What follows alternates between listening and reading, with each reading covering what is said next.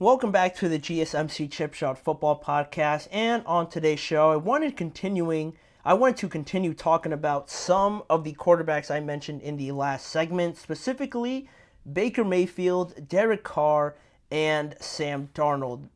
If you looked at this group of quarterbacks and made this a whole segment about like 3 to 4 years ago, it would be so just unnecessary and just confusing as to why I'm talking about this group of quarterbacks. But all three of these guys command some of the best offenses we've seen already through the first 2 weeks of the NFL, right? Three of the biggest surprises thus far in 2024 has been the performance of the Saints on offense with Clint Kubiak, the Minnesota Vikings with Sam Darnold there, Tampa Bay in another year with Baker Mayfield looking somehow better than they did last year. They're all 2-0 right now, leading their division sort of. The Bucs and the Saints play in the same division, so they're kind of sharing that title. But the Minnesota Vikings certainly in command of the NFC North right now, and the three quarterbacks have a huge contribution to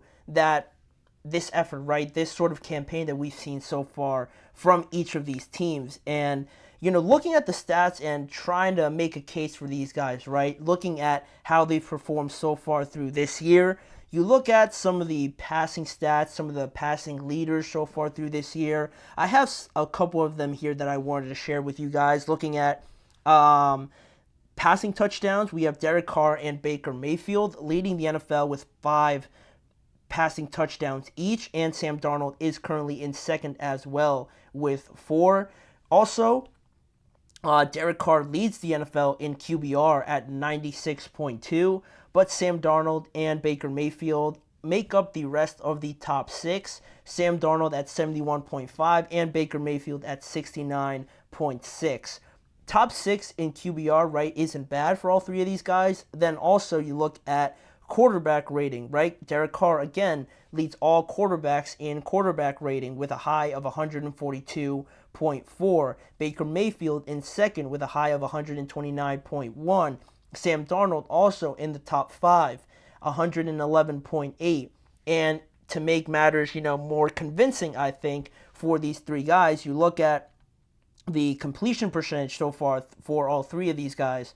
Derek Carr is in second now, not first, with a 76.9% completion percentage. Baker Mayfield is in sixth with a 73.5% completion percentage, and Sam Darnold is ninth with a 72% completion percentage. Number 1 is actually Gardner Minshew with 77.5%, so that's pretty surprising also. But Derek Carr, Baker Mayfield, and Sam Darnold relatively in the top 10, top 3 in some of these stats, but also, you could look at the other side of this and make an argument that Sam Darnold hasn't played necessarily the best of the best competition yet, right? They played the 49ers, which is a good opponent to especially beat at home. That's an impressive win, but they also played the Giants, right? It kind of skews the difficulty of your opponents, right, so far. Same thing for Derek Carr, right? You demolished the Dallas Cowboys, but also you played the Carolina Panthers, right? Another skewed sort of difficulty level through the first 2 weeks. But Baker Mayfield, I think, has played the highest level of competition thus far in terms of average and in terms of the median level of difficulty, right? Because he's played the Commanders, who are better than the Giants and the Carolina Panthers, and also he's played a top team as well, beating the Detroit Lions in Detroit in that playoff rematch that they had just this past week. So that was an impressive win. He scored in that game and helped them massively to winning that game overall. And, those are pretty significant moments already, right? All quarterbacks have been tested thus far, right? With at least one tough game for each of them. And it's been impressive with these games so far. And you also look at other top quarterbacks right now that aren't necessarily playing lights out so far. You look at guys like Lamar. The Ravens are 0-2. He hasn't played awful, but I feel like he can definitely play better. Joe Burrow as well. The first week, not very good at all. Then week 2, you almost beat the Kansas City Chiefs, but it hasn't been steady, I guess you could say. Jalen Hurts as well. first week, a couple interceptions, and I feel like more people are talking about how they've been fortunate in those games, or especially in the Brazil game against the Packers, to not have lost that game. So that's another, inconsistent performance over the first 2 weeks. Matthew Stafford, it's not necessarily his fault, but, the injuries and the outlook going forward aren't too promising for him. Then Trevor Lawrence, another quarterback, hasn't looked great in both games this time against the Dolphins, not scoring in that second half, and also against the Browns where he was just running all over the place, trying to survive out there. Not too impressive thus far either. Dak Prescott, another one in week 1. They looked all right. They did their job of beating the Browns. The Browns almost beat themselves in a way in some instances. But in week 2, the offense just wasn't there. It was a bit sluggish. It was a bit slow coming out to compete directly also with the Saints' red-hot offense. It didn't have a great look for Dak Prescott either. And if I'm going to try and name, top 10 quarterbacks right now and try to include these 3 guys, the guarantees that you have right now for me are Patrick Mahomes, Josh Allen, CJ Stroud is definitely in there. Kyler, with how well he's played, I would include him in there right now. That's 4. Brock Purdy, I guess you could throw in there as well.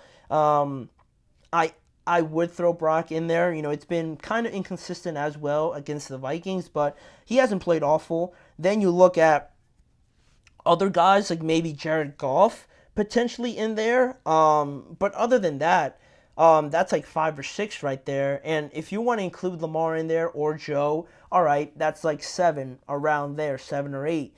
I think from that point on, if you're really stretching it with those guys, Sam, Baker, and obviously Derek Carr are definitely up there. I think, in my opinion, I would definitely have all 3 of those guys as top 10s right now, based on the consistency that they've shown. It's not their fault. It's not like they picked that they wanted to play the Panthers or the Giants week 1. And in those situations, right, when a team is so much better than the other one, you expect to go out there and dominate. And that's exactly what the Saints did. That's exactly what the Vikings did against the Giants. So you handle your business and you destroy the opposition if you're that much better than them. And you move on, right?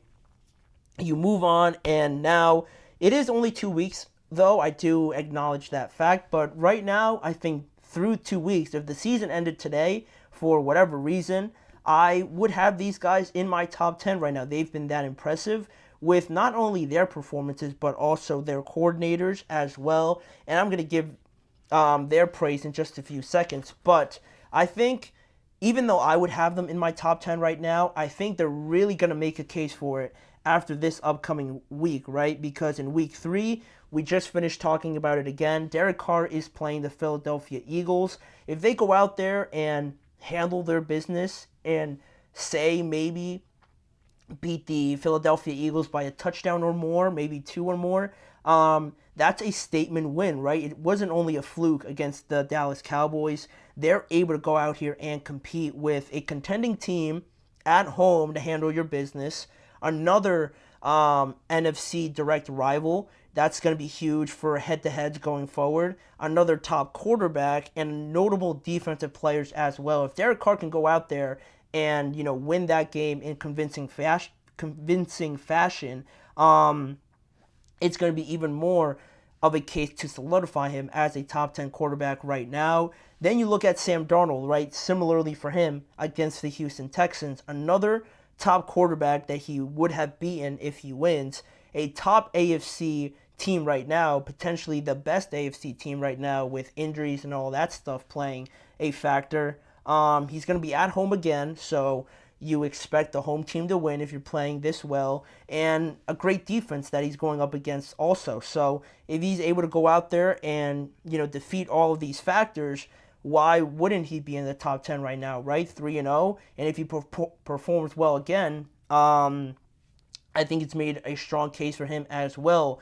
Baker, kind of not so much. He plays the Broncos, and so it's not the level of these other 2 games, but in week 4, he's going to play the Eagles as well, so that'll be a bigger statement. But right, you get the idea of what I'm trying to say, right? these next matchups, week 4 or this week in week 3, I think are going to solidify it even more. And I like these guys' chances, right? I actually picked the Eagles to win, but if Derek Carr wins, it's a big statement, right, in that regard. And I picked Sam Darnold to beat the Houston Texans, right? I'm feeling that confident about them because of their coordinators, right? Huge credit goes to them. And this also connects back to one of the first segments. The coordinators, like I mentioned before, with Kevin O'Connell, Clint Kubiak, and Liam Cohen, both or all three of those guys have been great thus far. They really excel at, I think, getting the best out of each quarterback that they have. They're not making excuses, right? Kevin O'Connell is not making an excuse that J.J. McCarthy got hurt. He's making the best out of Sam Darnold. Clint Kubiak as well. He's not making a big deal about the fact that the Saints were average last year. He's played great thus far. And Liam Cohen, again, coming into a new team, a new scenario, not making any excuses. He goes out and Baker looks like he's just continuing his growth as well. So each coach and plan and scheme, they've all been great thus far. And, based on these three,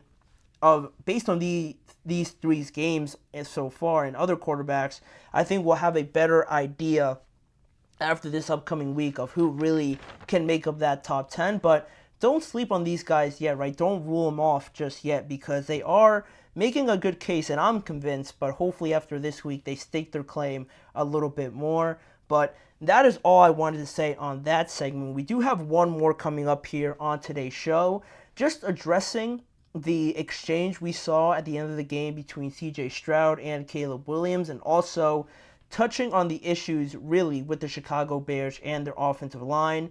We'll answer that and address that when we return after this break.